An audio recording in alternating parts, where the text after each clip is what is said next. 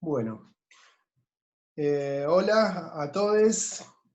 Hoy vamos a continuar con el tema de focalización, que es un tema central en nuestra cursada y que comenzó Camila en la clase anterior, o sea, la que dimos hace 2 semanas. Vamos a repasar los conceptos y vamos a tratar de problematizarlos aún más, con mayor profundidad, yendo y viniendo en lo que implica, ¿no? el análisis de la focalización de una película, o si quieren, les permito también llamarlo punto de vista o construcción del punto de vista, que es eh, poner en juego un montón de saberes que tienen que ver con el guión, con el análisis de las estructuras, y de esta forma comprender el funcionamiento global de una película que, por supuesto, que cambia radicalmente de acuerdo a cómo decidamos elegir el foco, desde dónde contarla.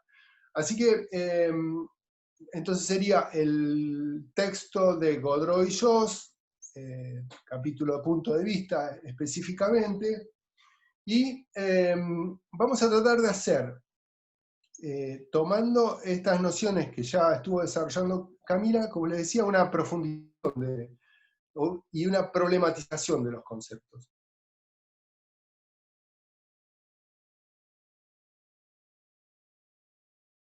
Entre el análisis de lo microestructural a lo macroestructural. Vamos a repasar algunos conceptos que vimos en otras clases también, así que los invito entonces, si querés, Dani, a ver la primera página del PowerPoint, que de alguna manera sintetiza la postura que tiene o que desarrolló Gerard Genet en relación al concepto de focalización, que es un concepto que el autor trabajó con una herencia básicamente literaria. Entonces, un poco lo que viene a problematizar el texto con el que estamos trabajando es esa matriz literaria de la que parte Gerard Genet, que en principio lo que nos dice es que el problema no es solo saber quién narra, sino dónde ponemos el foco. El término focalización consiste en determinar cuál es el foco del relato. Y acá es donde se vuelve complejo, porque generalmente cuando analizamos, ya sea un texto literario o una película, el foco del relato suele ir variando. Entonces, el análisis global del punto de vista implica una consideración general sobre el resto de la película, sobre el resto de la estructura. De acuerdo a Genet, la focalización se define por la relación de saber entre narrador y personajes. Y acá hago un paréntesis. Van a ver ustedes que la focalización audiovisual, que es aquella con la que trabajamos ya hace 2 semanas, implica no una relación de saber directo entre narrador y personajes, sino entre espectador y personajes. Un cambio radical en cuanto a la definición. ¿Qué es lo que discute Godreau y Joss en relación a esta focalización que plantea Genet? Fíjense, pasemos a la página siguiente, que de acuerdo a Genet podemos tener básicamente 3 tipos de focalización. Un relato en focalización cero, un relato en focalización interna, que puede ser fija, variable o múltiple, y un relato en focalización externa. En el caso del relato no focalizado, pareciera que el narrador es omnisciente y dice y sabe más que cualquiera de los personajes. En el caso de una focalización interna, cuando es fija, pareciera que el relato se da a conocer como si estuviera filtrado por la conciencia de un personaje. En el caso de que sea variable, cuando el personaje focal cambia a lo largo de la novela. Después tenemos la focalización interna múltiple y la focalización externa, donde en general Ya te contesto, Camila. En el caso de focalización externa, el espectador o lector tiene bloqueado los sentimientos en relación al personaje central. En este caso son los típicos relatos donde se construye el enigma a partir de algo que nos esconde el protagonista, en la focalización externa. Bueno, a partir de esta definición, Camila recién preguntaba qué tipo de focalizaciones hace un año en Marienbad. Yo no me animo a definirla porque hace varios años que vi la película y debería analizar algunos fragmentos, ¿no? Además, es una película bastante compleja, como es Hiroshima Mon Amour, porque aparece una voz que no sé, por momento no sabe si es diegética o extradiegética, entonces hay como que intentar definir dónde se va ubicando el punto de vista. Pero si querés, a lo largo de la clase lo podemos problematizar un poco más. Vuelvo entonces. ¿Cuál es el problema que plantean Godreau y Joss en torno a esta definición, que es una herencia de un estudio de Genet, donde aborda en general cuestiones literarias? Lo que dicen Godreau y Joss, y esto Camila lo desarrolló bastante en la clase pasada, es que en el caso de nuestro lenguaje, a diferencia de la literatura, se trata de un lenguaje de carácter polifónico, o sea que podemos narrar en varias capas, produciendo contrastes de sentido y de saberes, por ejemplo, entre lo que sería la imagen y lo que sería la banda sonora. Por lo tanto, dicen Godreau y Joss, pasemos si querés, Dani, a la página siguiente. Lo que hay que tener en cuenta acá es la relación entre saber y ver. Y en el caso de un lenguaje como el nuestro, donde por ejemplo la imagen puede decir una cosa, pero la palabra puede decir otra, la relación saber y ver entra en contradicción. El cine, dicen ellos, puede mostrar lo que ve un personaje y decir lo que siente a la vez. Dicen, el punto de vista en el cine, a diferencia de lo que ocurre en literatura, es un punto de vista óptico, el lugar del emplazamiento de la cámara desde el que se mira. Entonces, para llegar a definir una focalización específicamente audiovisual, Godreau y Joss separan el punto de vista visual y el punto de vista cognitivo. Pasamos a la página siguiente, pero dicen que para poder explicar esta diferencia entre el punto de vista visual y cognitivo, debemos desmenuzar a la película, si va a ver qué dice Rocío, si se puede centrar la página. Fíjate, Dani, si podés centrar la página, no sé qué dificultad tendrá para observar. Poner en pantalla completa, capaz. Puede ser. Bueno. Ya que hacemos esta breve interrupción, ¿me siguen? ¿Quieren hacer alguna pregunta hasta acá? ¿O les parece que siga y después arranque con los ejemplos?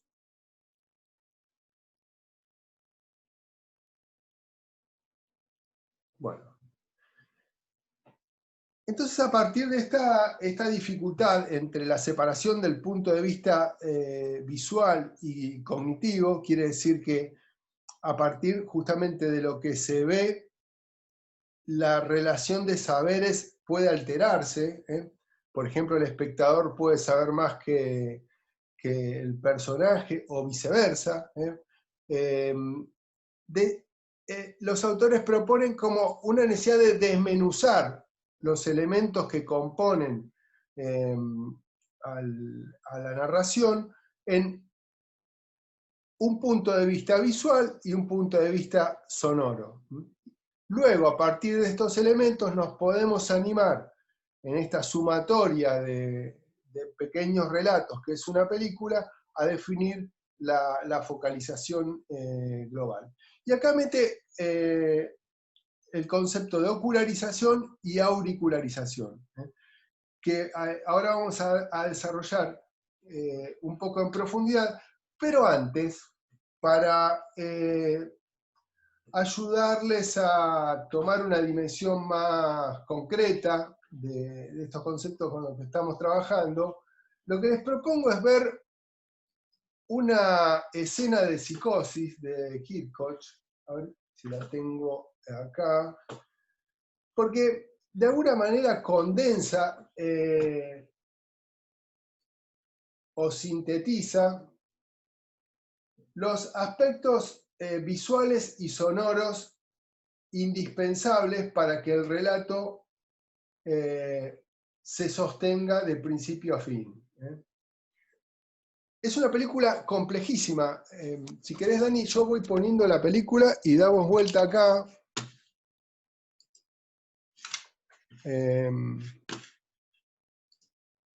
Así podemos ver esta escena. Estamos, fíjense en la línea de tiempo. ¿Se ve bien, no?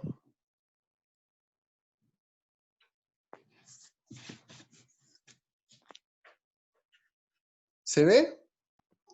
Sí, se ve joya. Se ve bien.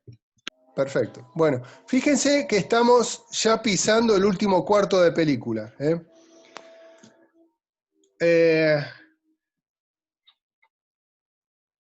enigma está centrado en un secreto que esconde esa casa. Y que esconde el personaje de Norman Bates.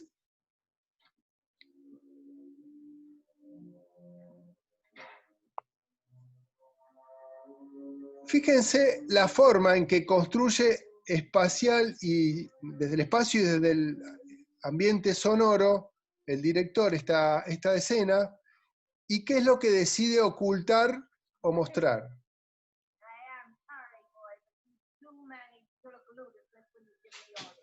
Please, Mother. No, I will not hide in the fruit cellar. You think I'm fruity, huh? I'm staying right here. This is my room and no one will drag me out of it. Least of all my big bold son. Now come now, Mother. He came after the girl and now someone will come after him. Mother, please, it's just for a few days. Just for a few days so they won't find you. Just for a few days?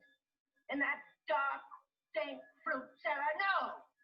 You hid me there once, boy, and you won't do it again. Not ever again. Now get out! I told you to get out, boy. I'll carry you, Mother. Norman, what do you think you're doing? Don't you touch me. Don't! Norman!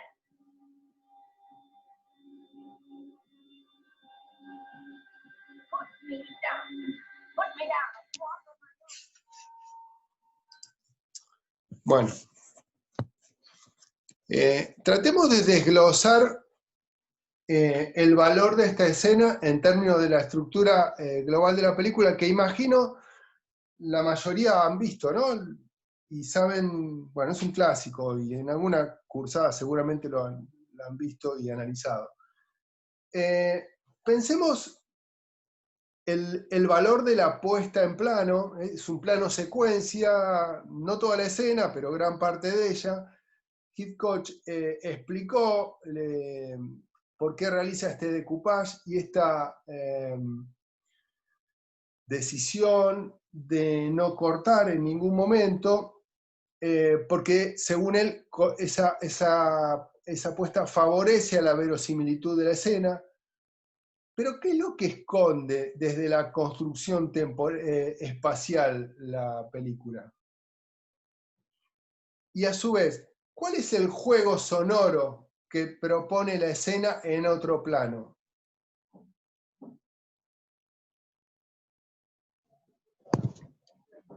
Y que esconde a la madre prácticamente. Bien. ¿Qué implica esconder a la madre en términos estructurales de la película?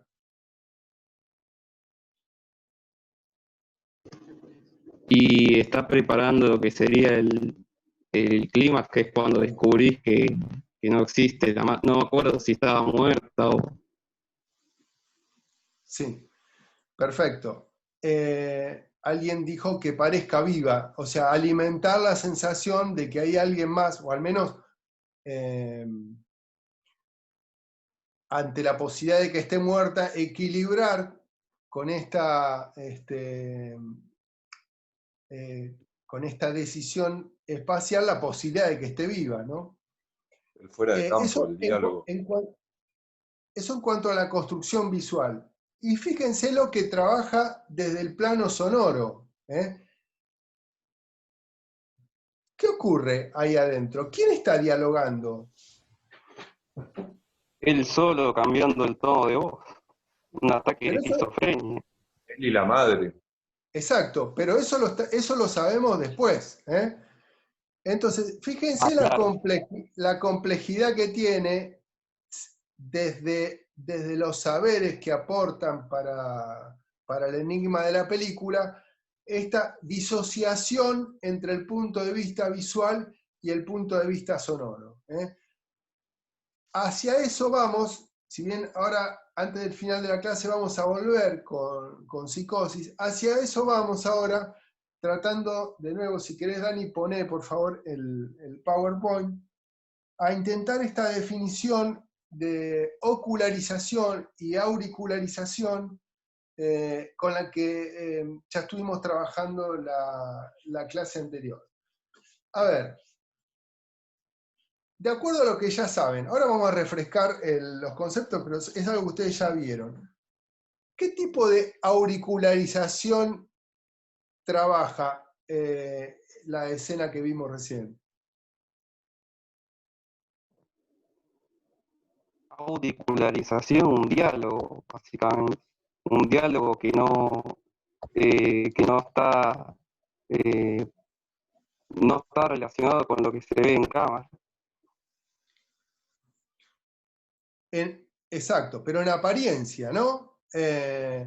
Visto desde afuera, ¿qué tipo de asignación de punto de vista podemos darle a ese plano sonoro?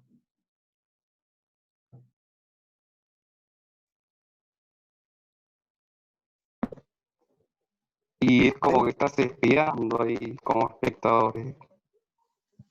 Externo.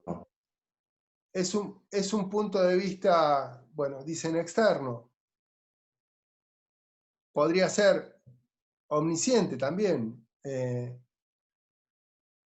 Una vista desde afuera de un diálogo de dos personajes, porque hasta ahí no podemos asignarle un punto de vista sonoro, eso lo podemos hacer después, ¿no? Pero ¿cómo se percibe? Se percibe como un diálogo entre dos personajes, que reafirma la presencia de los dos. ¿Mm?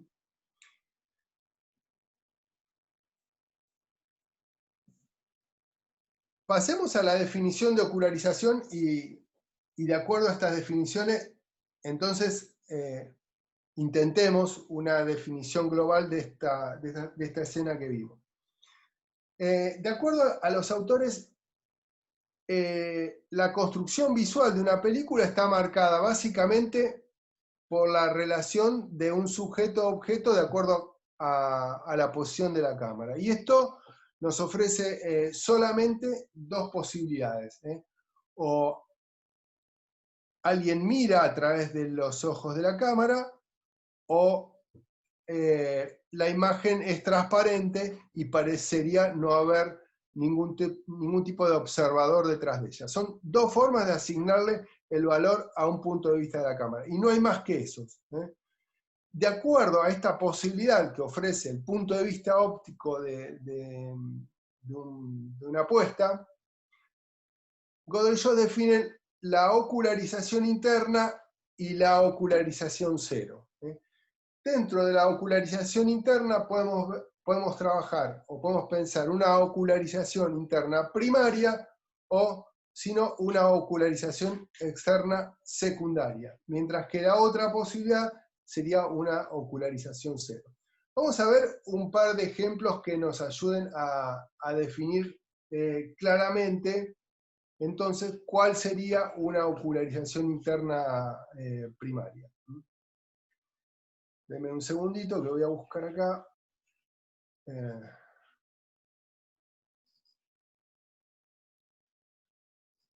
Y vamos a ver.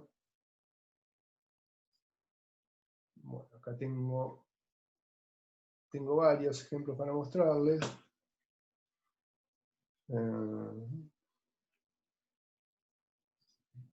Vamos a ver un fragmento de una película de Béla Tarr que se llama Damnation, si es que me lo abre, tratando de definir lo que sería una ocularización interna primaria. Básicamente, las características de la ocularización interna primaria está dada en que la imagen está anclada a una instancia diegética, o sea, hay un personaje que está observando. A lo largo de la historia, el cine desarrolló varias formas de indiciar la presencia de un observador. Y entonces aparecieron, no sé, se me ocurre acá, bueno, como lo plantea el texto, ¿no? El flow de un borracho, el agujero de una cerradura, los catalejos.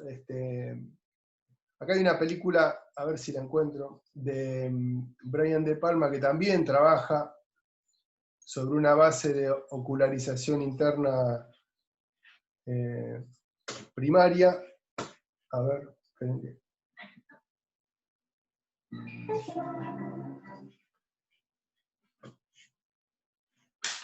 Bueno, voy a poner lo primero que encuentre, porque se me desordenó la computadora.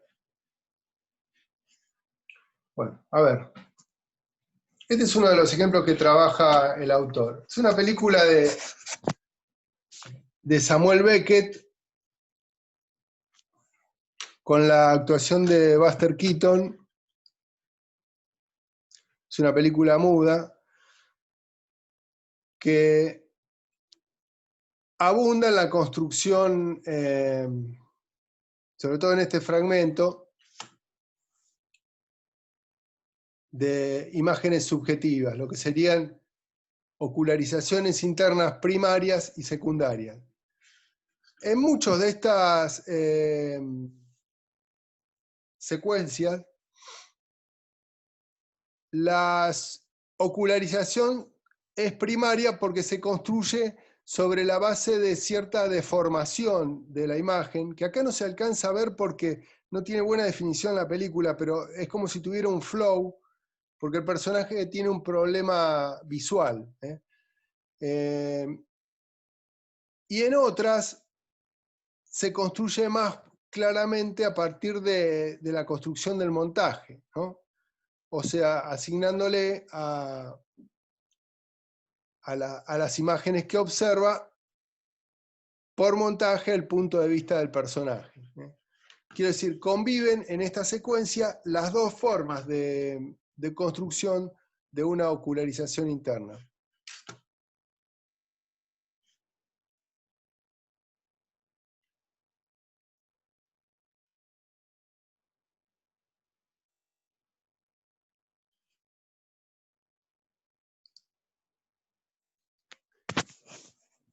¿Se alcanzó a ver?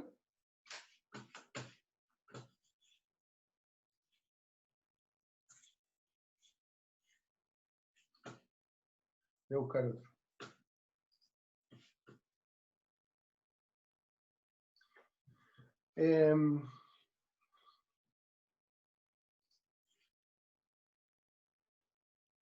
Y con problemas para encontrar los archivos porque no me los hable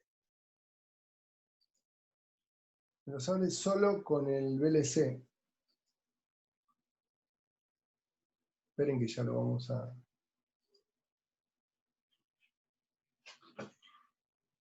Les pregunto mientras, ¿queda claro entonces la diferencia entre la ocularización interna primaria y la secundaria, ¿no es cierto?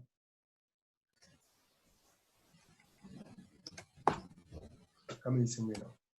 Bueno. que tengo que trabajarlo con el ejemplo. Ya estamos.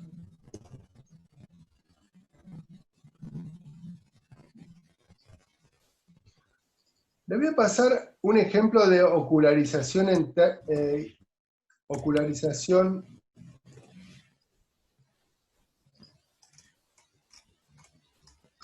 interna primaria, jugada al límite. Esta película se llama Una mujer en África. El director es Gerard Depardieu. Y fíjense, es una película extrema en su concepción visual, porque está prácticamente toda construida sobre la presencia de un observador, que a su vez es quien narra en off. Entonces, toda la construcción visual de la película es una ocularización interna primaria.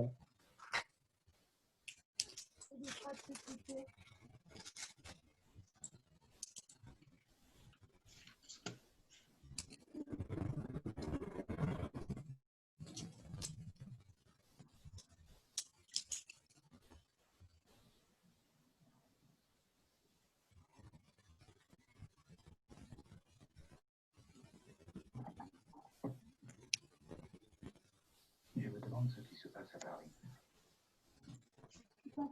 Je n'ai pas de nouvelles depuis si longtemps.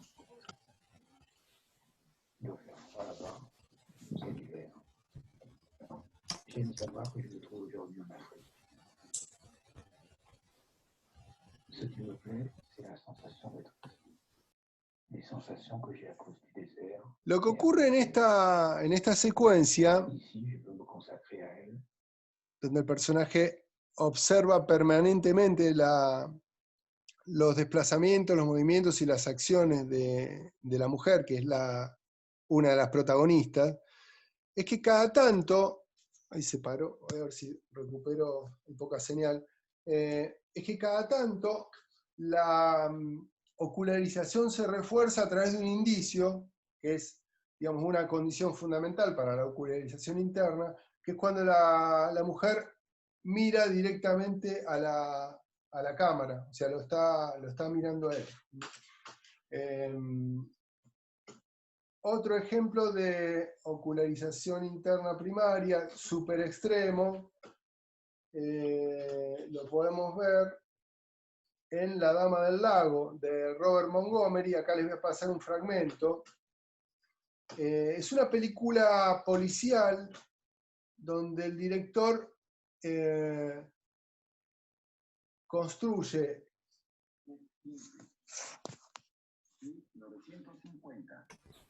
a partir de esta introducción, donde este detective se describe como investigador de los sucesos policiales que ocurren en esta película y de la develación de un enigma, la película toma de manera permanente la posición de un observador externo, mejor dicho, de un observador que atraviesa todas las situaciones de la película, desde su punto de vista.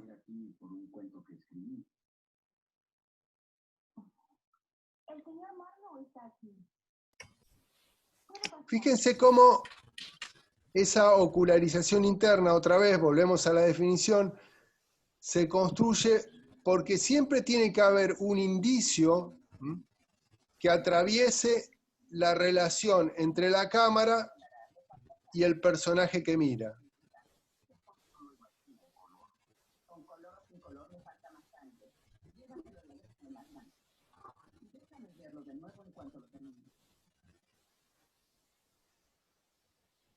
Señor Marlowe, ¿ha venido a hablar sobre la historia?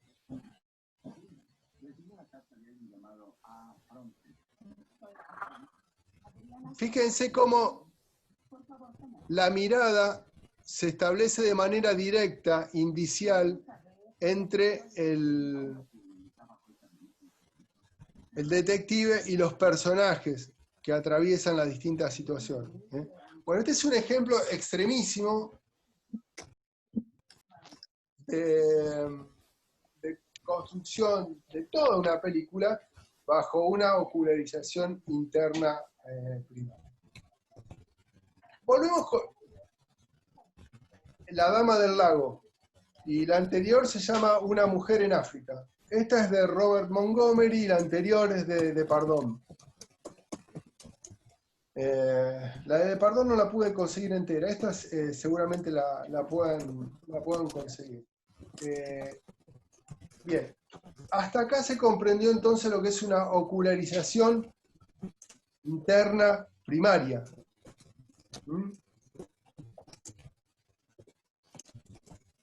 Alguien había dicho que no por ahí. Si tiene alguna duda, por favor, pregúntenme. Bien. Les decía entonces al comienzo que... sí, también, la mano es otro indicio. Lo que pasa es que ahí recién... no sé si una compañera o un compañero, decía que la mano en el picaporte también construye el indicio. Claro, lo que pasa es que, imagínense que hay que ir reforzándolo permanentemente. Y de hecho, si esa es la mirada de un personaje, además de ver, cuando abrimos un picaporte, debemos establecer una mirada directa entre el lente de la cámara y el personaje que está ahí. Ahí vamos con la secundaria. La diferencia, entonces, es que la primaria se construye en base a un indicio, mientras que la secundaria se construye por raccord. Pasamos, si querés, Dani, a la auricularización interna secundaria, y sería básicamente un plano y contraplano.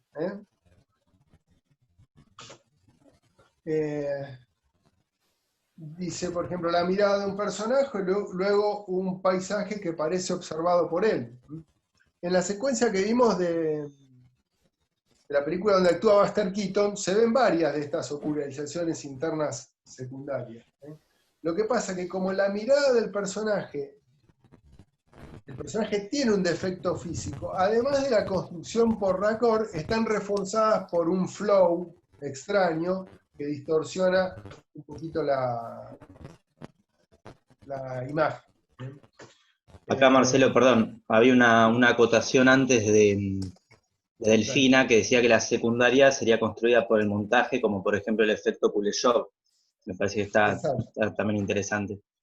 Exacto, muy bien, exactamente. El efecto Kuleshov sería una ocularización interna secundaria, pero digamos, lo que sí hay que tener en cuenta es que el efecto Kuleshov trasciende una simple mostración, sería incluso mucho más complejo que eso todavía, ¿no? Porque trabajaría no solo en la asignación de un punto de vista óptico, sino también en la construcción de sentido entre dos planos, ¿no?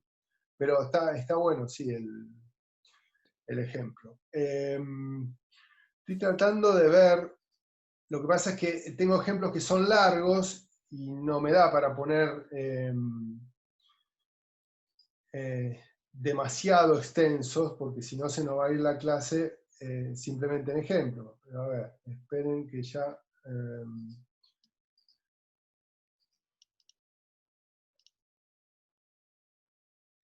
a ver, acá creo que tengo algunos ejemplos que son fáciles de ver. A ver. Sí. Acá, veamos esto que son súper claros. Voy a dar vuelta a la cámara de nuevo.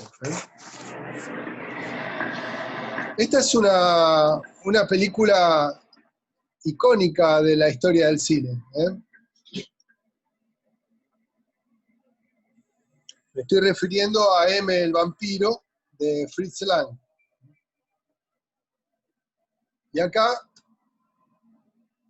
uno de los planos más famosos de la historia del cine policial.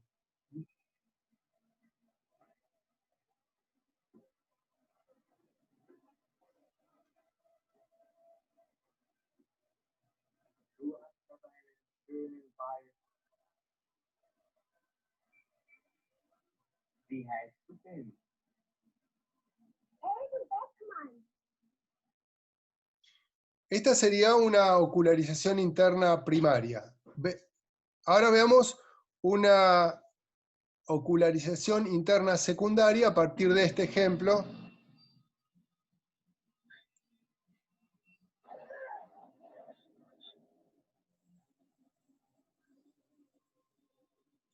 Ahí. Bien. Hasta ahí se asigna el punto de vista del personaje a eso. Pero miren lo que pasa acá.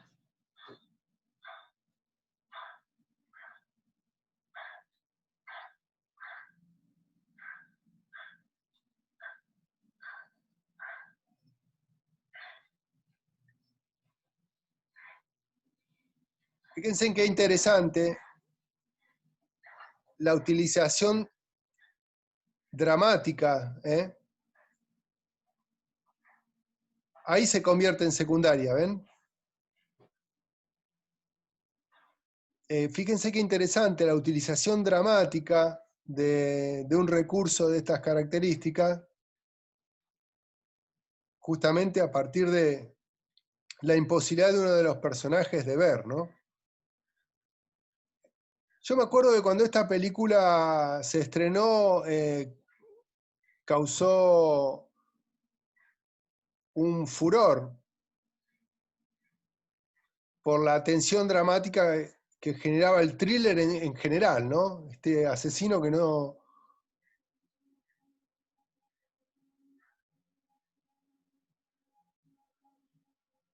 quiero pisar la escena.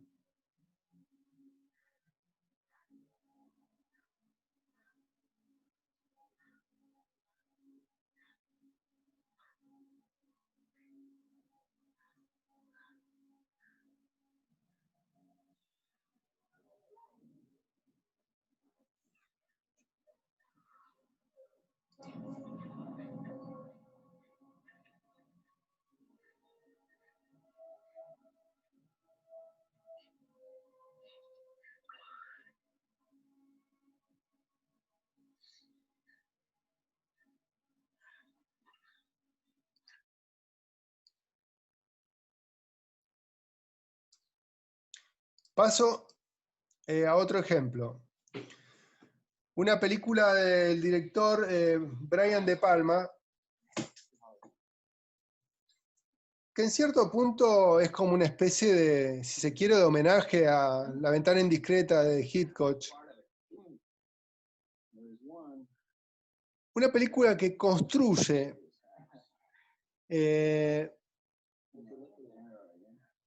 prácticamente toda su trama a partir de esta ocularización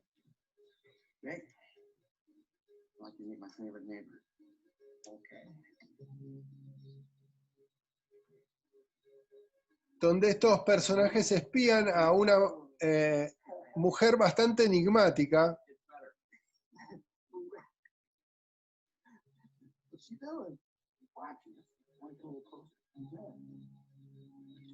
Es todo un thriller policial que se construye a partir de esta visualización, de esta como mirada de voyeur, que termina derivando en un relato casi policial.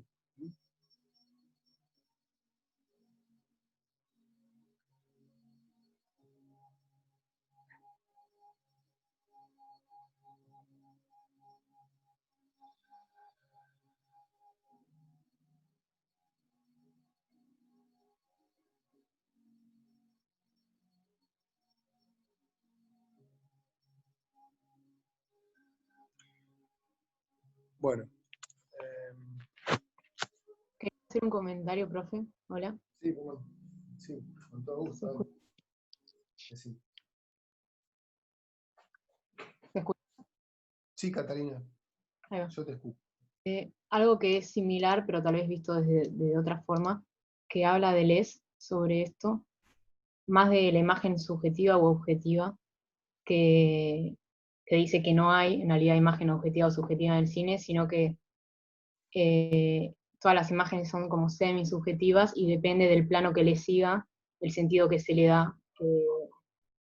Como que todo el tiempo puede ser objetiva o subjetiva y es correlativa al plano anterior o al siguiente. Sí. Y que se puede relacionar con que todas las imágenes en el cine pueden estar, o relacionarse con el concepto de estar con. Entonces es como siempre un estar con del personaje con la cámara. Y ahí después nombra a Pasolini, que el chabón habla de el discurso directo, el discurso indirecto y el discurso indirecto libre. Capaz que habías leído algo de eso, pero creo que está un poco relacionado con todo eso que estamos viendo. Sí, claro. Y está re bueno lo de... Está muy bien, te agradezco lo que sumás, porque pensemos en los esfuerzos que hace, por ejemplo, el cine clásico para ocultar la presencia del dispositivo. Y incluso ahora cuando desarrollamos la definición de ocularización cero, o sea, la supuesta sensación de que nadie mira a la cámara, nadie mira detrás de la cámara, es una sensación que tiene muchos matices, porque muchas veces, por ejemplo, aún ante la ausencia de ese supuesto observador, que en realidad es una convención de la gramática del lenguaje audiovisual, nosotros podemos leer los estilos de un director, podemos leer intenciones y además podemos leer muchas veces las características en que fue construida la puesta, digo, por ahí con ciertos movimientos de cámara, ¿no? Hay un ejemplo que está interesante ahí en torno a la construcción de la ocularización, ahí en el texto, donde Godreau y Joss hablan de los movimientos de cámara y de la asignación o no a un observador.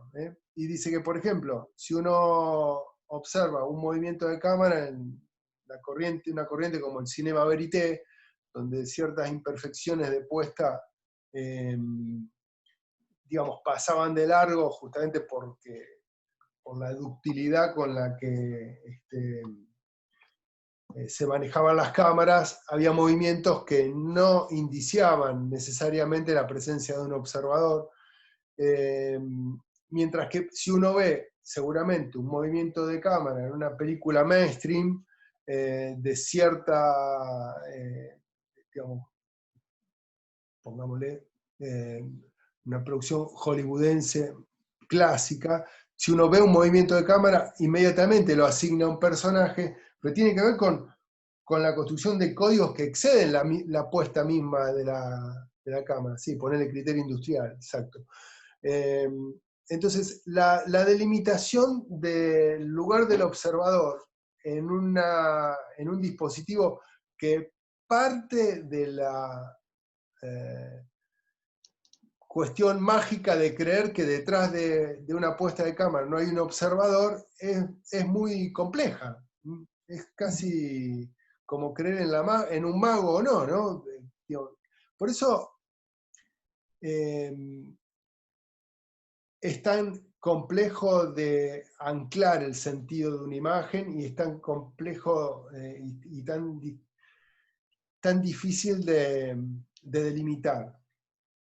Les cuento un detalle mínimo, pero que hace al caso. Hace más o menos 15 días estuve en una mesa de evaluación con 2 tesistas, alumnos de acá de la facultad. Y una de las cuestiones que se discutían en buenos términos, ¿no? La verdad que la mesa evaluatoria fue muy interesante, muy de ida y vuelta, muy comprometida, los profesores que estaban sentados ahí en la mesa, pero una de las críticas que le hacían al corto es que la imagen era demasiado preciosista, en términos de puesta de cámara, en términos de tratamiento de iluminación, y en términos de la óptica que habían utilizado para contar una película que tiene un tinte realista, ¿no? Cuenta ni más ni menos que una secuencia de discriminación de una familia de bolivianos en un pueblo, ¿no? Y entonces justamente lo que le criticaban era como que se notaba demasiado la apuesta. Fíjense hasta qué fino llega el lugar, porque justamente el tesista lo que quería era, en su objetivo, era armar una apuesta lo más similar a una apuesta mainstream, o de diseño industrial, o de tratamiento del cine clásico. Entonces, bueno, y tenía que ver con la construcción de la textura. Y esta evolución que le hacía el jurado, a mí me pareció súper pertinente, porque a mí me dio la misma sensación, ¿no?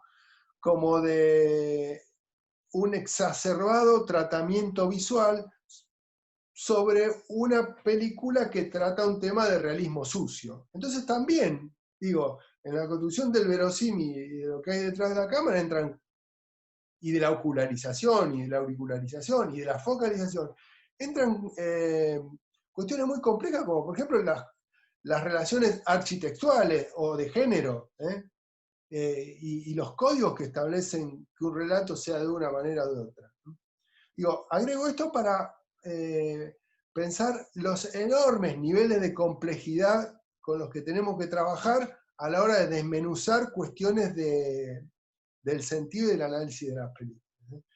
Evidentemente lo que ha hecho Hollywood a lo largo de su historia es desarrollar mecanismos de percepción casi unívocos que lo han llevado a una forma de relatar que todos asimilamos. Pero es muy complejo definir al cine como lenguaje y a los elementos del lenguaje, ¿no? Sí, está zarpado. Ahí Pasolini con eso del cine hollywoodense lo relaciona lo nombra como cine de prosa y lo diferencia con el de autor como si fuera de poesía.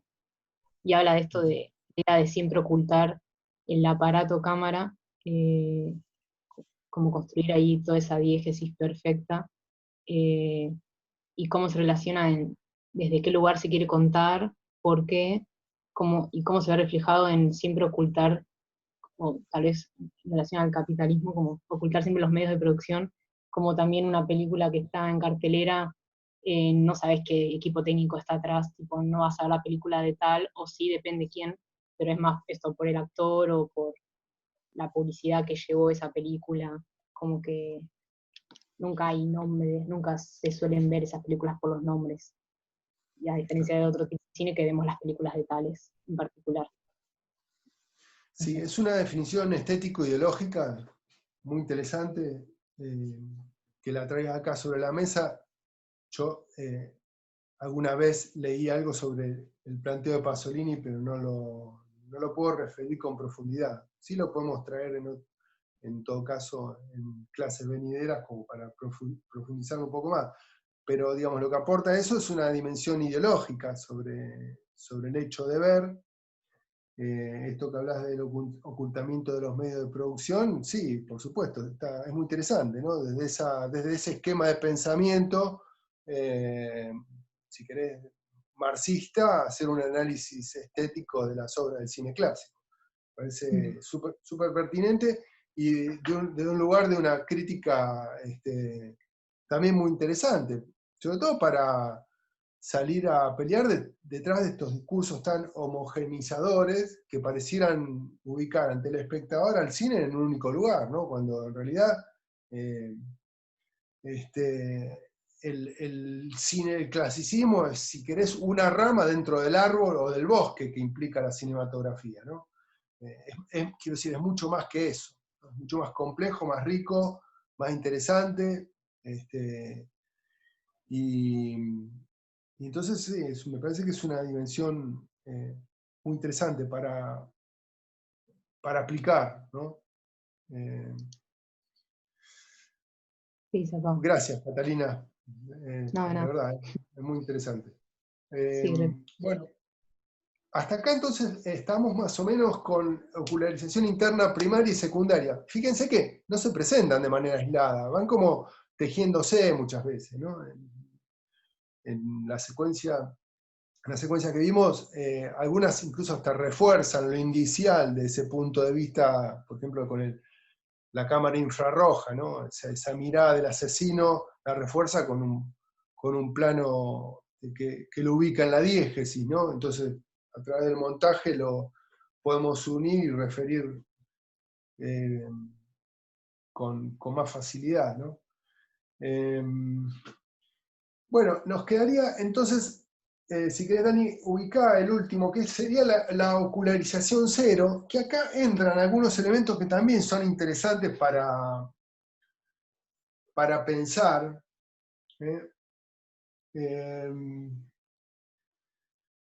Porque bueno, es justamente lo que decíamos, no hay observador en la imagen, o al menos de acuerdo a esta gramática, es la mirada de Dios, ¿no? Es un gran observador cuya presencia no está evidenciada, y eso es casi litúrgico, religioso.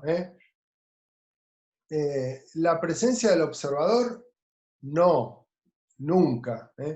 Sí, sí y solo sí se establece, como veíamos, una ocularización primaria o secundaria, pero la presencia del observador endiosado, el cine clásico no la denuncia. Sí, por ejemplo, si ustedes vieron La Última Clase, y ese ejemplo que poníamos de la primera película de Jean-Luc Godard, no sé si lo han visto, al final de la escapada o Sin Aliento, hay una de las secuencias iniciales, después lo repite a lo largo de toda la película, donde Belmondo, que es el protagonista, esta especie de asesino que no es ni bueno ni malo, porque es simpático y antipático a la vez, y juega siempre con esa dualidad, ¿no? De no ubicarlo en un casillero, de no ubicar, no es noir, no. ¿Saben a qué secuencia me refiero, no? Bueno, si no, miren la secuencia inicial, la tenemos en la filmografía de la cátedra, ponen Sin Aliento, y digamos, una de las cosas que rompe, por eso irrumpe la figura de Godard con tanta fuerza en la escena cinematográfica mundial, es que Belmondo mira a cámara, pero no está mirando al personaje, no está construyendo la mirada subjetiva de alguien que lo acompaña, no, él va solo en el auto. Y con esa mirada, con esa mirada al eje, está mirando al espectador. Entonces está rompiendo la ilusión de la transparencia, un pecado mortal en la concepción del cine clásico. Y estamos hablando de 1959, donde los procesos de ruptura en relación al cine clásico, en estos términos, no se habían dado con esa frecuencia, salvo la utilización de algunas vanguardias y demás, ¿no? Pero ahí entra ahí como que explota todo, ¿no? Desde algún lugar el neorrealismo italiano ya había mostrado un costado diferente al cine clásico, pero la Nouvelle Vague, entre ellos con Godard, produce esto. Y además, la película, es en esa secuencia inicial, se ve con mucha claridad, él viene elipsando permanentemente la acción para generar Bueno, yo no sé si el objetivo de Godard realmente fue ese o no. Yo creo que sí, aunque algunos dicen que la película era muy larga y el productor le pidió que la corte y empezó a meter jump cut por todos lados y la película se convirtió en lo que fue. Yo no sé si eso es real. Yo viendo después la filmografía de Godard y su enorme nivel de exploración sobre la imagen, me parece que está claro que el tipo estaba buscando algo. Y está rompiéndola con la señal, con la ilusión de transparencia del montaje clásico, con esos cortes sobre plano permanentemente y ese efecto de desdramatización. Pero bueno, volviendo a la ocularización cero, entonces, más allá de que no hay ningún observador que ve la imagen, acá entra, y acá podemos poner en sintonía lo que decía Catalina, acá hay algunas cuestiones que alimentan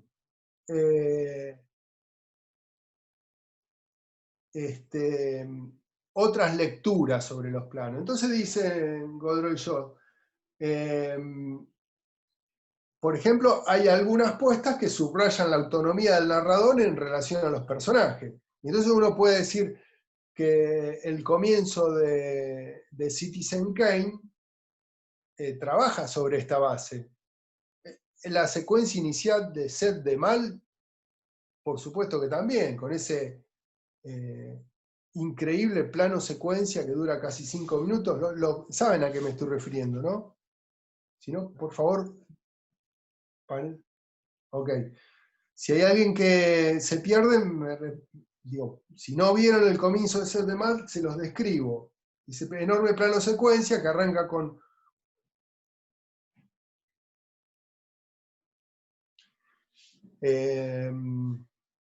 sí, exacto. El fragmento que vimos de Psicosis es una ocularización cero. Pareciera que no hay nadie viendo. Las cosas ocurren, pero no hay un observador. Pero si quieren, también podemos pensar, emulando al ejemplo que dan los autores, que ¿se acuerdan el plano del comienzo de Citizen Kane, cuando la cámara se eleva, dice no pasar, y traspasa las rejas y se ubica por arriba de la casa y ahí entra. El no pasar traspasado quiere decir, yo con la cámara hago lo que quiero. Y eso es parte del estilo del director. Si vamos a Set de Mal, es lo mismo. O sea, hacer un plano secuencia con semejante despliegue, que dure 5 minutos, y que recorra no sé cuántos metros de cámara en traveling, y que finalice como finalice, realmente es subrayar la autonomía. Y volviendo a lo que decía el compañero, el plano que vimos de Psicosis, que también Hitchcock se toma el atrevimiento de subir hasta el techo, creo que hay un pequeño corte, ¿no? Pero subir hasta el techo, moverse, hacer prácticamente lo que quiera para que después pase Norman Bates cargando a la madre y baje la escalera. Sí, podemos pensar que ahí hay un subrayado. Lo que yo no sé es si podemos remitirlo a una cuestión de estilo, porque no sé si es el estilo de Hitchcock. Como sí podemos pensar que hay un estilo Godard en sus planos, en su forma disruptiva de componer, en sus picados, contrapicados, en sus fueras de eje, etc. O en Orson Welles, que dice yo con la cámara hago lo que quiero, y construye esa forma grandilocuente de mostrar el espacio en mis películas, ¿no? Pensemos también que Orson Welles trabajó con un gran director de fotografía y que es como difícil pensar a su obra disociada de él, ¿no? construyeron un propio estilo en la cosa. Pero entonces, conclusión de esta ocularización cero, que digamos, no me parece necesario ver un ejemplo, porque vamos a ver varios, es que más allá de esta intención de subrayar la transparencia o este Dios en que todos debemos creer, o sea, nadie mira por la cámara, todo es natural, todo ocurre de esta manera, podemos descubrir otras capas de sentido por la forma de ubicar la cámara, etcétera, etcétera, etcétera. ¿Se comprende?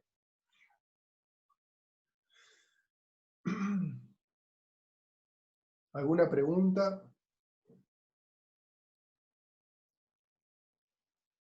Juan, Dani, no sé quién más está, alguien que quiera opinar algo. ¿Se comprende bien? Bueno, gracias, Verónica, porque me falta, en un punto, me siento hablando solo acá, estoy en mi casa solo, con la ventana, la computadora y el celular. Es muy difícil dar clases. Pero bueno, mientras se comprenda lo que estamos trabajando, todo vale la pena. Bueno, vamos entonces ahora a pensar las auricularizaciones, a través de algunos ejemplos, porque los autores las clasifican de una forma similar a las ocularizaciones. Se habla de interna, externa y cero. Perdón, interna primaria, interna secundaria y cero. Pero para llegar a esta definición de auricularización, nos sugiere ponernos a pensar cuáles son las convenciones por las cuales se construye la atmósfera sonora de una película. Y acá lo primero que tenemos que pensar es en la diferencia que existe, sustancial, en la forma de percibir los estímulos sonoros en nuestro mundo real y la forma en que se construyen en el cine. Que más allá del desarrollo del 5.1, el 7.1 y demás, nos propone una dimensión prácticamente plana del sonido. Quiero decir, yo recién, mientras estoy dándoles esta clase, escucho el canto de un pájaro que está afuera en una especie de parque que hay en la casa al lado, ¿no? Pero ¿cómo me doy cuenta de eso? ¿Y cómo lo ubico al frente mío a la izquierda? Porque la dimensión del sonido es tridimensional, implica un espacio mucho más amplio. En el cine esa localización es mucho más compleja, y de alguna manera hizo a la convención de que los sonidos flotan de alguna manera en el espacio de proyección, y eso es parte de una construcción estética del sonido. Otro elemento que se percibe de manera diferente en el cine que en la vida real es la forma en que individualizamos la escucha. Digo, pensémoslo incluso en este momento, ¿no? Yo le estoy hablando a mi celular y ustedes están delante de una pantalla, digamos, ¿no? La construcción de la atmósfera sonora, la forma de individualizar la escucha, está determinada por el espacio, o sea, por el espacio que estamos habitando cada uno. Entonces no va a ser la misma... no existe la ocularización externa, no llegué a leer tu nombre, no está definida. O sea, es interna o cero. La interna puede ser primaria o secundaria o cero. Y esto lo repito, así va quedando. Esto tiene que ver con que hay dos formas de leer el punto de vista de una cámara. O se le asigna a un personaje que habita en la diégesis, o se le asigna a Dios. Pongámosle, o se endiosa y se trabaja sobre la base de la transparencia. Con el sonido pasa algo parecido. Entonces, esta individualización de la escucha es muy importante en términos narrativos en la construcción de una escena, de una película. Y el cine clásico lo ha trabajado de una manera particular, que algunos directores, como por ejemplo Godard, se han encargado de intentar romper cada vez que puede en varias de sus películas. Vamos a ver si la encuentro. Un fragmento, creo que lo tengo acá, sí, espero que me responda, de Vivir su vida, de Godard. Voy a dar vuelta a la cámara.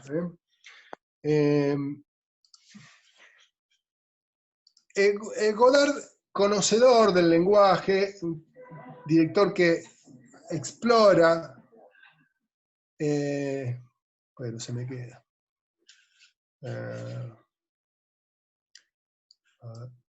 No me responde internet. Bueno, chau. Esperen. A ver acá. No es Vivir su vida. Esto es masculino, femenino. Es otra película, pero digamos, estamos hablando de lo mismo. Fíjense de qué forma construye Godard las posiciones espaciales en torno a los diálogos.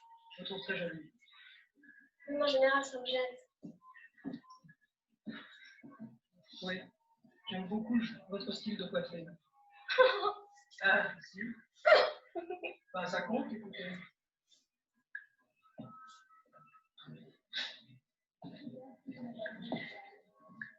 Regardez-moi dans les yeux. À quoi est-ce que vous pensez là en ce moment pendant que vous êtes en train de me regarder? Regardez-moi. Rien. Comment rien? Vous êtes bien obligé de penser à quelque chose. On pense toujours à quelque chose. Là, quand vous me regardez. Quand je vous regarde? Tout de suite. Mais à quoi vous pensez là? Comme ça. Eh bien... Oui. Est-ce que c'est pour vous le centre du monde? Le centre du monde? Oui.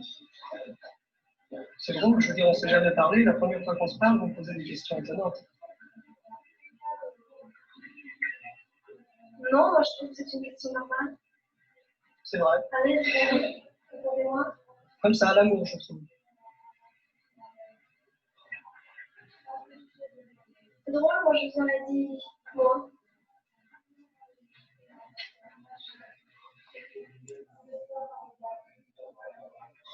Ça dit ça mon corps,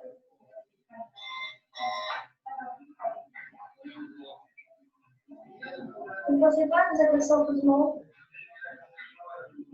D'une certaine manière, oui, bien sûr. De quelle manière? Comme ça, de vivre, d'être, de voir avec ses propres yeux, de parler avec sa propre bouche, de penser avec sa propre tête.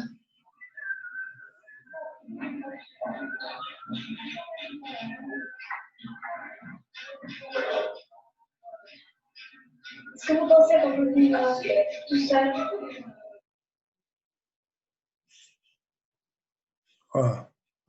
Bueno, hasta acá nos dejó internet. Se ve que se recarga con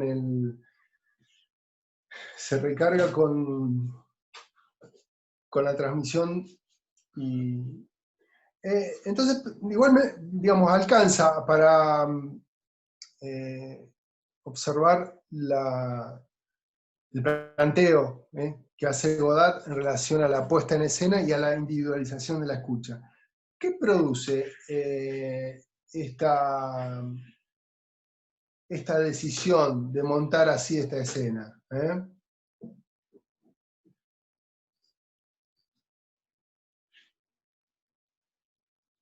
Piénsenlo en términos espaciales, en el lugar que queda ubicado el espectador.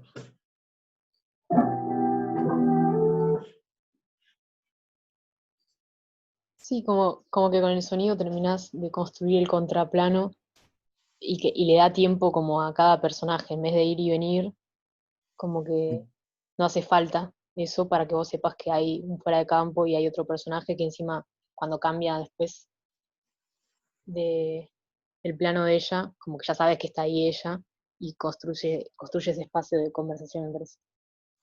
Exacto. El efecto, básicamente, de obviar la construcción plano a plano es enmarcar estéticamente con mayor precisión la diferencia en la percepción de una comunicación desde un punto de vista que del otro. Digo, porque nosotros acá podemos estar intentando comunicarnos, básicamente lo estoy intentando hacer yo, pero ustedes tratando de decodificarme, pero nuestra percepción del espacio es distinto. Podemos estar rodeados de situaciones diferentes, de puntos de vista diferentes, de observaciones, de contextos, de niveles de lo que nos rodea, hasta de estados de ánimos diferentes que hacen que la percepción de un mismo diálogo se dé en términos diferentes. Godard lo que hace con esto es subrayar esta cuestión y tratar de darle mayor entidad a la percepción de cada personaje, que quizás se hubiese perdido con un plano y contraplano porque la posición del espectador lo ubica de manera más cómoda en lo global, y no en un punto de mira. ¿Se comprende? Esta es una de las tantas. Claro, evidencia. Sí, a ver.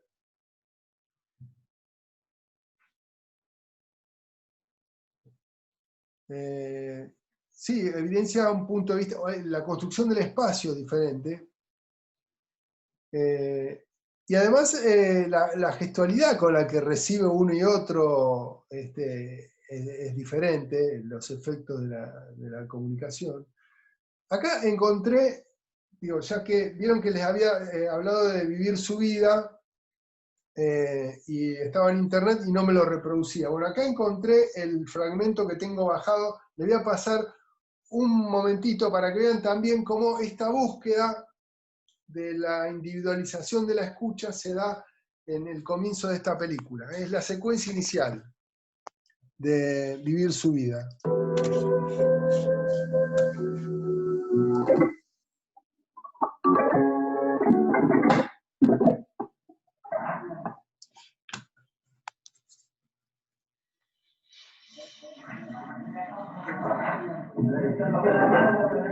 ¿Realmente te interesa ese tipo? Está traducida muy mal al español. Pero lo que quiero que tomemos en dimensión es de qué forma Godard intenta romper con la concepción del plano contra plano para individualizar la posición de cada personaje en torno a la escucha. Fíjense que no muestra la boca, aunque realiza una construcción espacial que permite acá observar en espejo al personaje, y le opone este plano,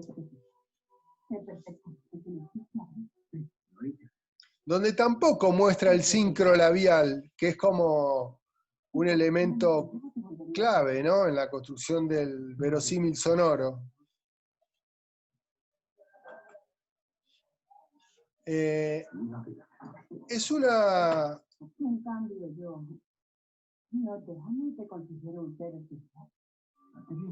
búsqueda estética que podemos relacionar con el extrañamiento, con la intención de Godard de exponer los modos de construcción convencionales, y patear el tablero. Permiso, profe, una de las cosas que también veo que como que también entra en juego, por ejemplo, en este caso, es la dirección de las miradas. O sea, justamente como usted dice, él trató de salirse del típico esquema plano contra plano, y para eso pues también hace mucho uso de las miradas y de la direccionalidad de las mismas. Sí, claro. Es una contravención a las normas esta forma de construir, Luis, este esquema de diálogo. Y tiene que ver con y acá volviendo a lo que planteaba Catalina hoy, que me resultó muy interesante, esa dimensión ideológica, ¿no?, de la construcción del lenguaje. Godard también está queriendo decir algunas cosas desde ahí. Hay una crítica al sistema, una crítica al mainstream, a partir, eso sí, de un profundísimo estudio del lenguaje, ¿no?, y de las normas del clasicismo, que se encargó en lo que pudo de intentar destronar, ¿no? Yo no he visto la última de Godard, pero se ha volcado últimamente a un cine completamente experimental, como para huir de las convenciones. No sé, me acuerdo Adiós al lenguaje, por ejemplo, no sé si la vieron. Profe, Película que... Sí.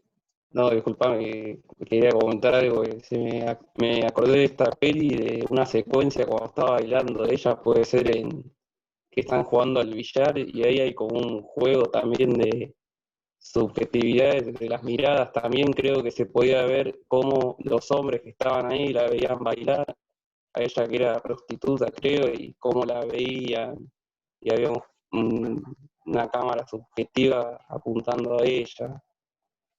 Hace todas esas cuestiones, Godard, y Sí. de lo que decía recién me resultó interesante que dicen que Tarantino para Pulp Fiction, por ejemplo, usó cuestiones de esta peli, y que Godard como que mostró un desprecio hacia eso, declaró.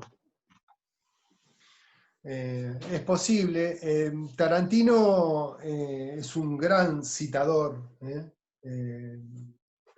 Es un tipo... Como el cine americano tomó, ya desde Taxi Driver también tomaron para la dirección de fotografía cosas de la Nouvelle Vague, de Godard en particular, para los planos esos en exterior, en Nueva York.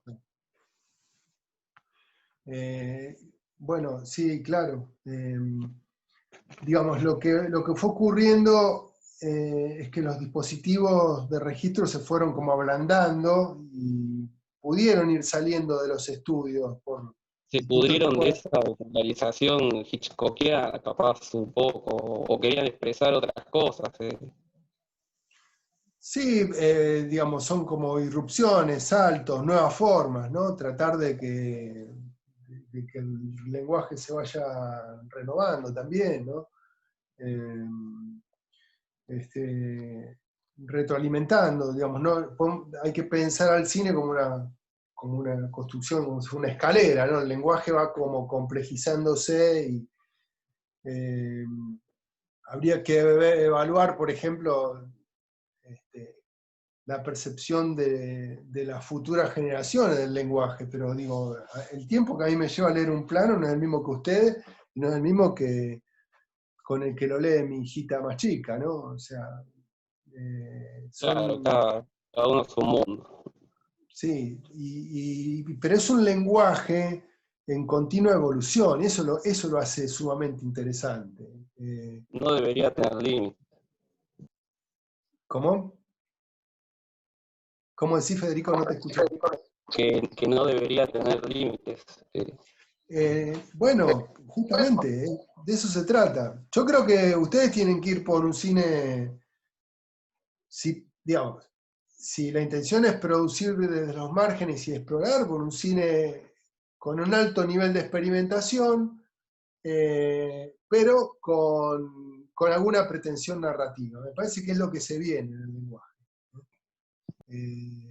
Como como cierta asociación entre estrategias experimentales con alguna pretensión narrativa, sí, digamos, porque eso renueva el lenguaje, ¿no? como una mezcla. Me parece que el cine va a ir hacia ahí, sobre todo con... Esto es totalmente intuitivo, no tengo hecho ningún estudio al respecto, digamos, se lo digo por cómo voy viendo, tengo unos años más que ustedes, y por cómo voy viendo ciertas evoluciones que se van dando, ¿no? No solo en el lenguaje convencional, sino también en los dispositivos. Ahora podemos ver películas en el celular. Ahora yo les puedo estar hablando en vivo y en directo a ustedes, son, no sé, 40, 50, por un teléfono. Imagínense esto hace 20 años cuando cursaba la carrera yo. Era completamente impensado, digamos. Eso produce una renovación. Y digamos, el cine, que es el lugar de experimentación del lenguaje, también se está viendo corrido hacia algunos límites, con el avance de las series. Por ejemplo, a Godard, el grabar esos planos se lo permitió una cámara en mano, por ejemplo, o cómo lo... O no era esa la cuestión, ¿no? Perdón, estaba leyendo. Gracias, Catalina. Repetime, por favor, Federico. Por ejemplo, a Godard, el grabar esos planos se lo permitió una cámara en mano, ¿puede ser? ¿O no era esa la cuestión? Sí, lo que se produjo, porque digamos, lo que ocurre muchas veces es que la renovación del lenguaje se da por las posibilidades de los dispositivos. Lo que ocurre aproximadamente a mediados del siglo XX es que aparecen una serie de dispositivos, por ejemplo la cámara 16 milímetros y la posibilidad del registro del sonido directo, que le da una movilidad, una posibilidad de movilidad y de registro en exteriores que antes no existía. Entonces ahí nacen, por ejemplo, esto se los digo por ahí lo estudié en algún momento, pero digamos, no sé si escucharon hablar de Jean Rouge, del antropólogo francés que... Sí. Lo vimos en guión el año pasado. Bueno, Jean Rouge fue una especie de padre del cine documental que sintetiza de alguna manera las miradas, digamos, la reflexividad de Bertov, el punto de vista, la construcción del punto de vista, y además la observación participante de Flaherty, ¿no? El punto de vista de Vigo. No sé si vieron A propósito de Niza, por ejemplo, es una joya del cine documental. Pero él sintetiza como las distintas corrientes del cine documental y sus registros fueron posibles, los primeros sobre todo, a partir de la utilización de cámara 16 milímetros, y Godard era un gran admirador de Jean Rouge. Entonces, fíjense cómo se van dando por asociación los procesos estéticos y las revoluciones que se dan en el cine, ¿no? También podemos pensar al neorrealismo italiano como producto de un cine asfixiante del régimen fascista de Mussolini, y la necesidad de salir a mostrar lo que pasaba en la calle en la Italia de posguerra, ¿no? Siempre hay elementos que se cruzan. Me estoy yendo un poco por las ramas, pero esta exploración que se da en la Nouvelle Vague sobre el lenguaje va acompañada de la utilización de elementos de registro que producen innovaciones. Bueno, permítame seguir porque si no nos vamos a quedar cortos. Y nos vamos a quedar cortos también con las clases que nos quedan para los contenidos que queremos dar. El tercer punto que tenemos ahí en el PowerPoint, que es importante, es lo que ellos llaman la inteligibilidad de los diálogos. ¿Qué sería esto?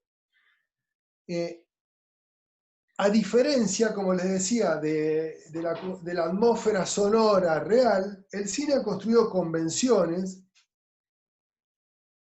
de percepción que se han dado ya desde los comienzos del sonoro. Cuando se comenzó a experimentar en los registros del sonoro, seguramente lo primero que notaban es que si uno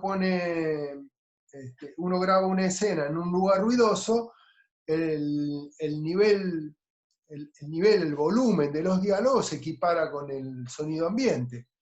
Y muchas veces, para una narrativa tan dirigida, y acá vamos al punto de nuevo, tan dirigida, una forma tan unívoca de narrar como la del cine clásico, el sonido ambiente, el que no permitía escuchar perfectamente lo que los personajes dicen, era ruido, era molesto. Entonces, lo que se construyó es un sonido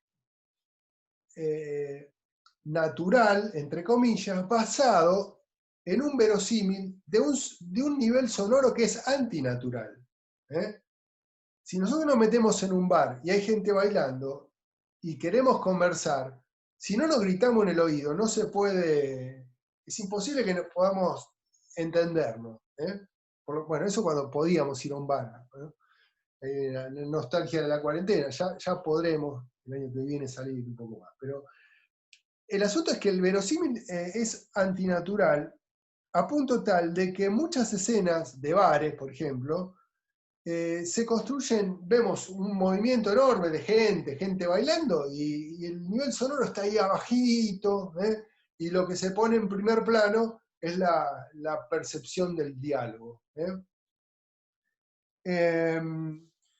Y entonces creemos que ese sonido natural no tiene nada de natural, nada. Digamos, las construcciones sonoras se hacen en postproducción con esta lógica que es la que prima. También ocurre con el ambiente, que solo se eleva en la percepción cuando necesitamos algún efecto narrativo, sobre todo, ¿no?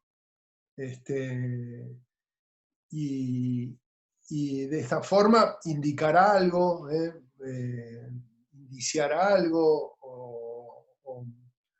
o subrayar el carácter dramático de alguna situación, pero si no, el ambiente está ahí abajito y no pasa nada. Y también el otro verosímil, por ejemplo, es el tema de la música, que solo juega en primer plano en las secuencias, digamos, muy musicales de la película, pero si no, también lo que hace es subrayar efectos dramáticos y ponerse en un lugar que muchas veces no supera el nivel de los diálogos. No, también hay que ver el género y depende de qué tipo de película, pero se entiende a qué me refiero, ¿no? con esto. Y entonces yo le busqué acá, porque también lo citan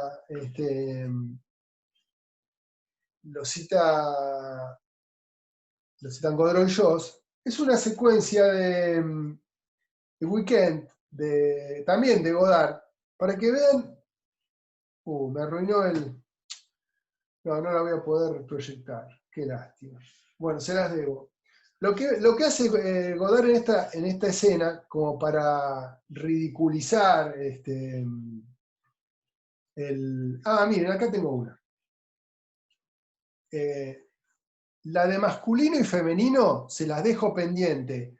En otro momento se las voy a mostrar. Pero lo que hace masculino y femenino es, en la escena inicial de la película, de Weekend, perdón, la mujer le manifiesta a su pareja algunas aventuras sexuales que tuvo con otro, y se pone a escarbar en detalles que son medios picantes. Entonces lo que hace Godard es, se los dibujo así como si estuviéramos en la línea de tiempo, mete a la música arriba y al diálogo abajo, y se escucha tan fuerte la música, de forma ridícula, ¿no?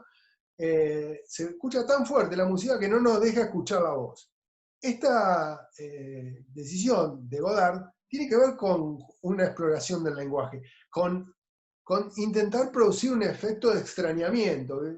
Esto que estamos viendo acá, lo subrayo a propósito, porque estoy rompiendo con una convicción, con una convención del cine. Perdón. Veamos este ejemplo de Le Mépris, también de Godard. A ver. Fíjense cómo trabaja los niveles de audio y las diferencias entre el baile y los diálogos.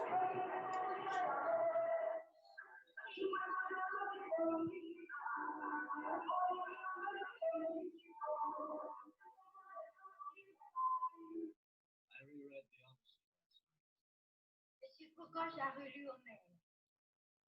I finally found something I've been looking for a long, long time. Il a trouvé dedans quelque chose qu'il cherchait depuis longtemps. Something that's just as indispensable to the movies as it is to real life. Quelque chose indispensable au cinéma et à la vie. Poetry. La poésie. You remember what I told you on the phone? Vous vous rappelez ça? Ah, oui.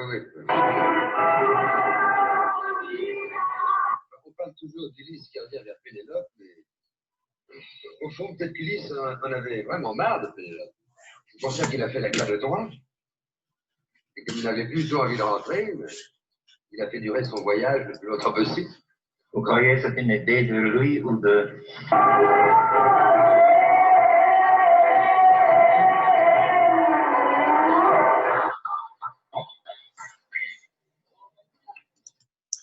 Bueno, en definitiva, lo que intenta es prácticamente ridiculizar, ¿no? la construcción de la banda sonora a tal punto que cuando se producen los diálogos de los personajes, no es que baja el sonido y lo coloca por debajo, de forma de hacerlo medianamente activo a la percepción. No, viene así, trácate, la serrucha, si me permiten la expresión, la música, aparecen los diálogos y después, trácate, corta los diálogos y sube la música de golpe. Y es un efecto buscado de extrañamiento del lenguaje sobre la base de estas convenciones de las que estamos hablando. ¿Se comprende? En definitiva, lo que les quiero decir, o la intención por la cual estoy trabajando sobre esta secuencia, es como también para ayudarnos a romper y animarnos a romper con algunas convenciones en las construcciones del lenguaje que parecerían estar tan asentadas que son una verdad ineludible. Y no, justamente si estamos hablando de un arte, de un lenguaje, me parece que estaría bueno ir detrás de exploraciones y de búsquedas estéticas que quizá hayan transitado maestros como Godard, pero ¿por qué no retomarlas y profundizarlas? ¿Por qué no renovarlas? No sé, es una pregunta que les dejo abierta. Bien. Voy a acelerar un poquito, así no nos queda pendiente algunas cosas que me parecen importantes. Dani, ¿podemos poner entonces el PowerPoint de nuevo? Yo voy buscando acá los ejemplos.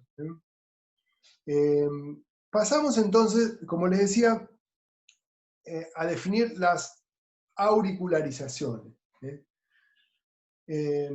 Y lo que dicen Josh Godreau es que pueden ser interna, primaria, secundaria o cero, y expresan la relación entre la información auditiva y los personajes. Me detengo brevemente sobre esto para reforzarlo, porque arrancamos la clase y tenemos que derivar también en una conclusión. Recuerden que Godreau y Jost plantean una crítica a la clasificación de focalización que realiza Genet. Y sobre todo la construye sobre la base de que la relación entre saber y ver hay que reformularla, y que para saber y ver en un lenguaje complejo y polifónico como el nuestro hay que plantear las relaciones visuales y sonoras que se establecen entre los personajes y los espectadores. ¿Está? Bueno, entonces, las auricularizaciones es uno de los elementos que nos ayuda a definir la focalización audiovisual. Dice, interna, secundaria y cero. Y acá vamos a la página siguiente. Definimos, por ejemplo, la auricularización interna secundaria. Secundaria.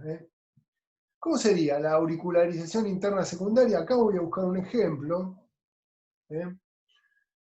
Acá hay tengo unos ejemplos muy lindos para compartirles.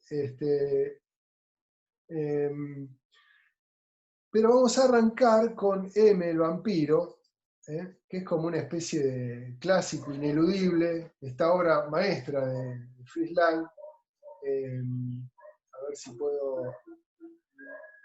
Esperen, Les voy a mostrar dos fragmentitos de M, el vampiro, donde se esboza claramente la auricularización interna secundaria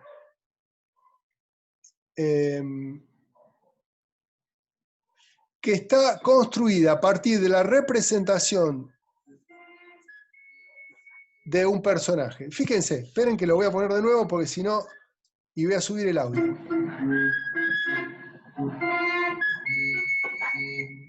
¿Ven cómo la representación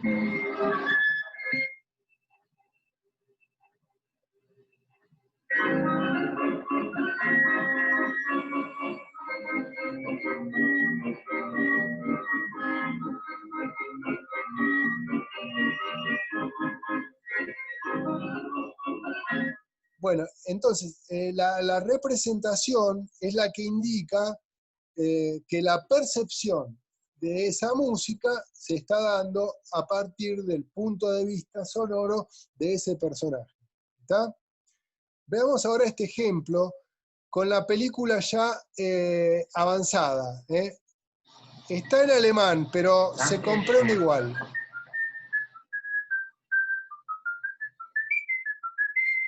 Ese es el silbido del asesino. Y acá se ve, a partir de este indicio, de la sombra, que es quien transita por ahí. Das habe ich doch schon mal gehört. Das war doch. Das war doch.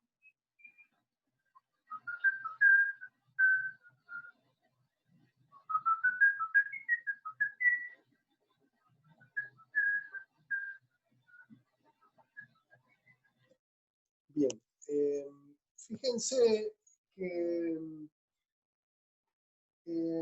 en el segundo ejemplo, ¿se pudo escuchar el nivel como para poder interpretar?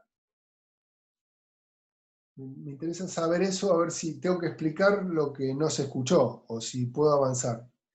Perfecto, bueno, me dicen que sí. La percepción del silbido del personaje, ¿se vio mucho la sombra? Bueno, vamos a tratar de mejor. Digamos, la película es M, el vampiro, de Fritz Lang. Fritz Lang es un director que cruzó del mudo al sonoro y es realmente un maestro del cine, un clásico. Pero tanto en una posición como en otra, primero tapándose los oídos así, y luego con la gesticulación, y con este silbido que se aleja, pero no se aleja en términos espaciales, sigue en un plano sonoro fuerte, nos remite a una construcción sonora que se produce de manera interna en el personaje. ¿Está? Quiero mostrarles rápidamente otro ejemplo. A ver si lo tengo acá a mano. A ver, déjenme ver. Sí, fíjense, a ver. No, pero...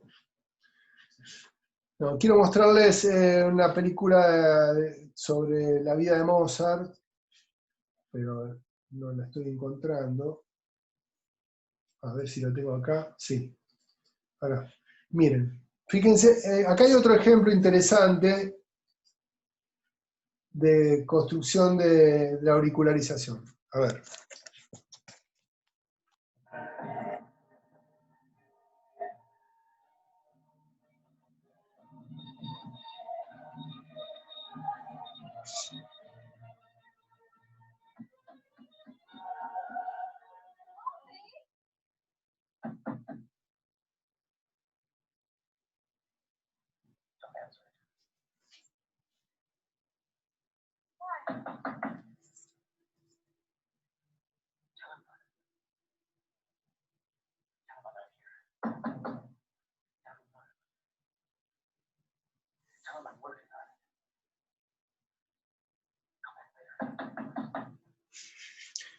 Es muy interesante la construcción sonora de esta escena, porque tiene varios planos sonoros. Es como espacial.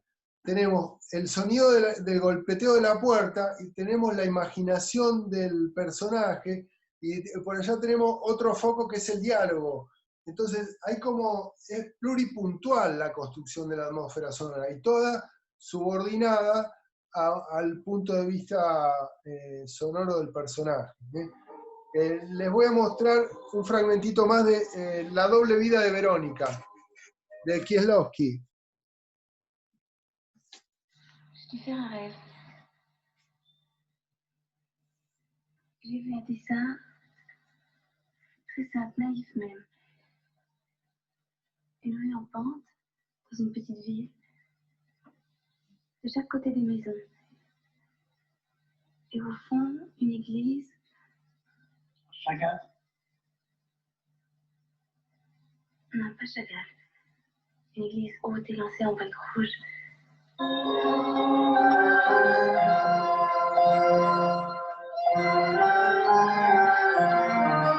Arrêtez, Nicole, toujours faux. Oui, je sais.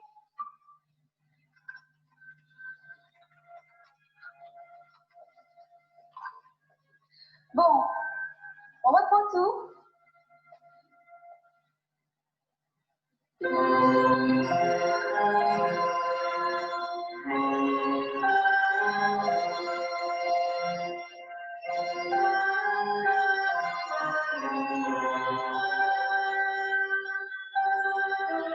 Nicole, arrêtez.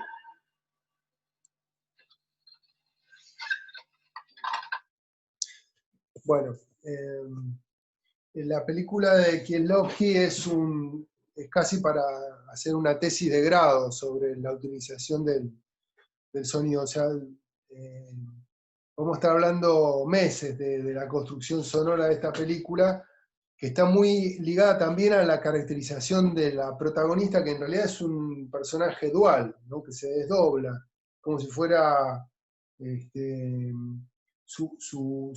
como un personaje con doble personalidad. Y la atmósfera sonora es clave, sobre todo en depositar como un punto de vista muy femenino, muy particular del relato, ¿no? Y en este caso, imagínense en el medio de ese ensayo, con una mini orquesta de 30 niños ensayando, que vaya y diga: la que estás tocando mal vos, es una asignación de punto de vista muy, muy particular. Entonces fíjense también cómo se puede jugar con variedad de elementos a la hora de construir puntos de vista sonoros, subjetividades sonoras, que son muy interesantes. Voy a ir con otro ejemplito más, Blowout, de Brian De Palma, y esta película es como una perlita, es un policial que se construye en base a este descubrimiento sonoro. Una producción de George Brian De Palma Film.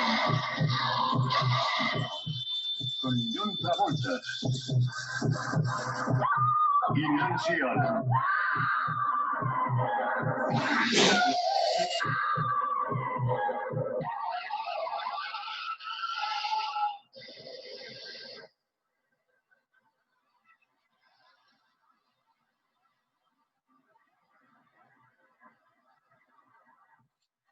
Estallido de furia.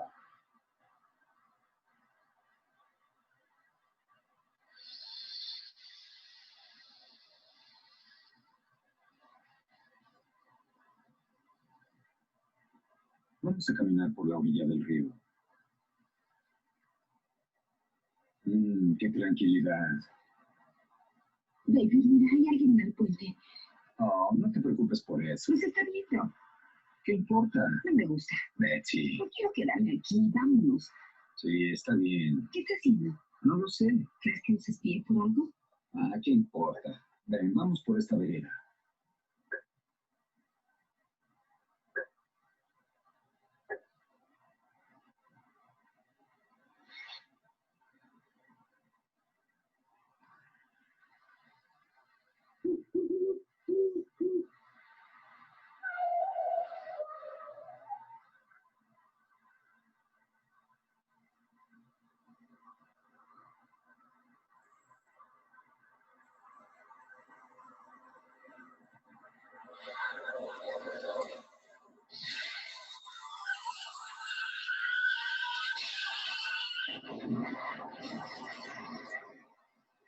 Jesucristo.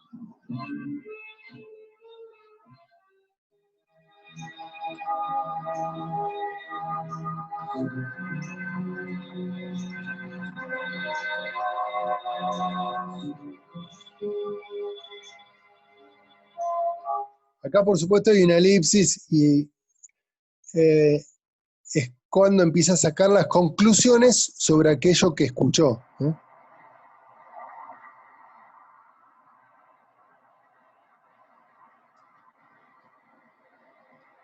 Yo creo que incluso en el nombre de la película hay una cita a la película de Antonioni.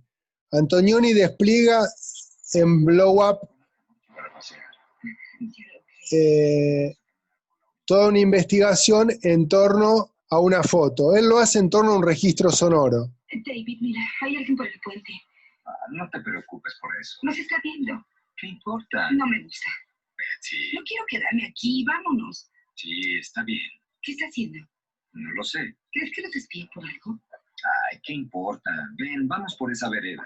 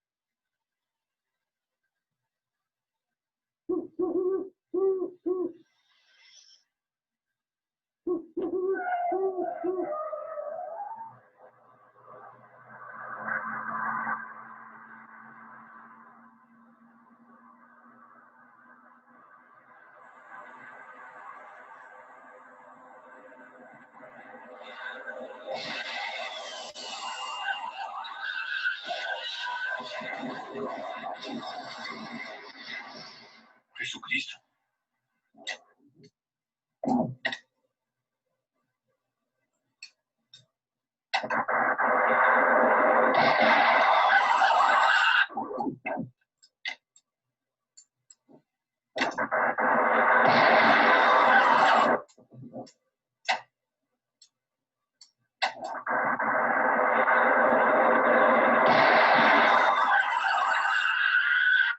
Dios.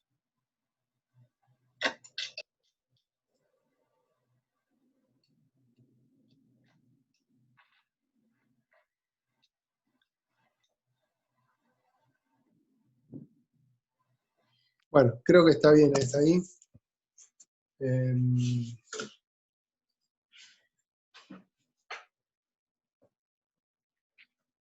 Lo que les decía es que, conociendo parte de la filmografía de Brian De Palma, un director con un alto nivel de cita en sus películas, un gran explorador del lenguaje, digamos. Recuerdo, por ejemplo, la secuencia de Los Intocables, donde emula a través del montaje la bajada de las escalinatas de Odessa en el de acorazado Potemkin, ¿no? O también, como veíamos hoy, en Doble de Cuerpo, de alguna manera citando a este Boyer con el que trabaja Hitchcock en La Ventana Indiscreta, ¿no?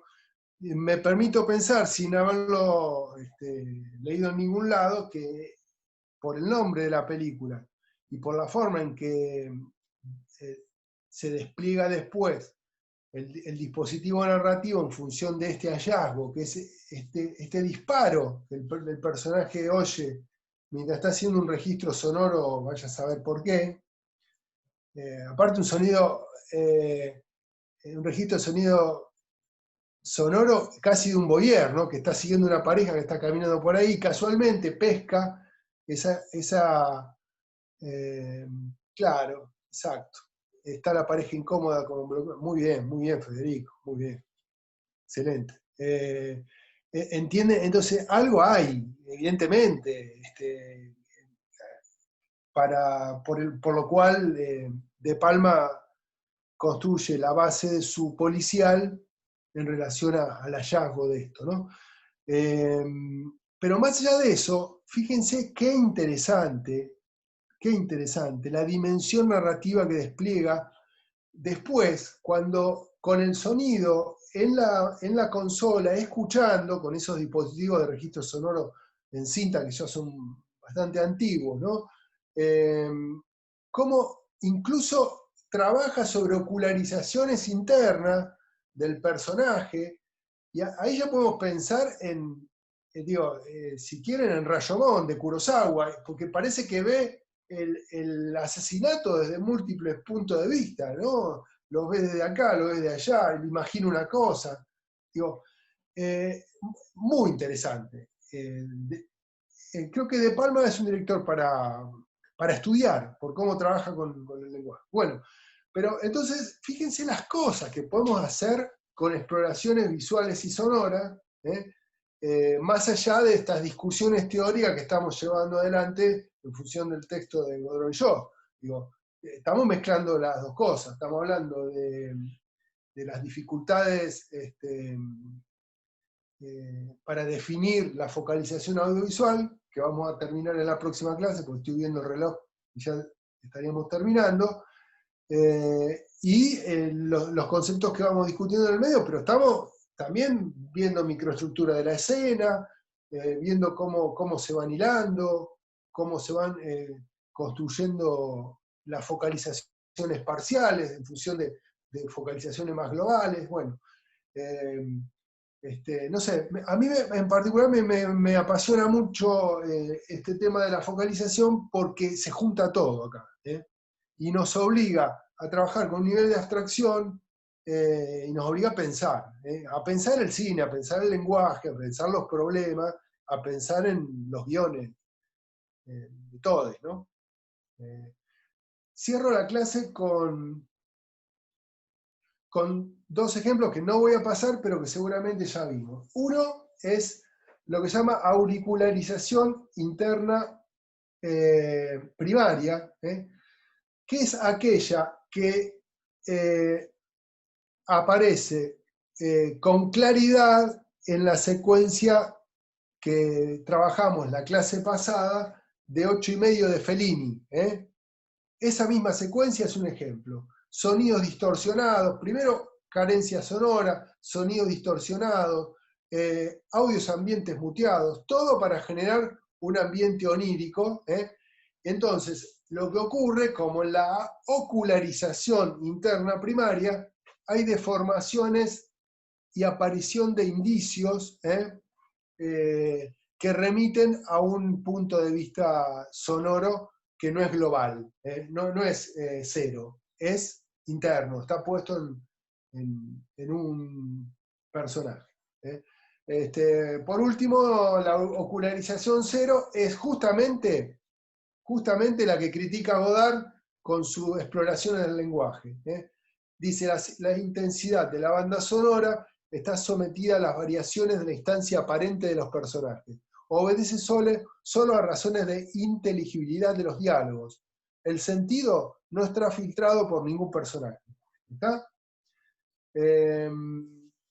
Bueno, les dejo pendiente, entonces, no sé si lo terminaremos en una videoclase o en la próxima, la redefinición.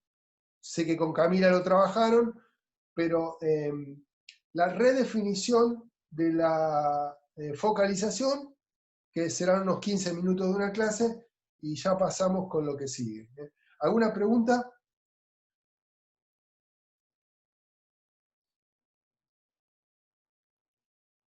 Bueno. ¿Quedó claro? ¿Algo para decir? Ya estamos cerrando, pero aunque sea, si hay alguna duda, déjenlo pendiente, lo continuamos las clases que siguen. Bueno, Ariana, gracias. Bueno, agradezco a Dani que armó la sesión, y bueno, a todos los compañeros y compañeras de la cátedra y a ustedes por seguirnos. Sí, después subimos el PowerPoint, pero lean el texto porque tiene más complejidad y les va a abrir puertas. Gracias. Nos vemos la próxima. Chao.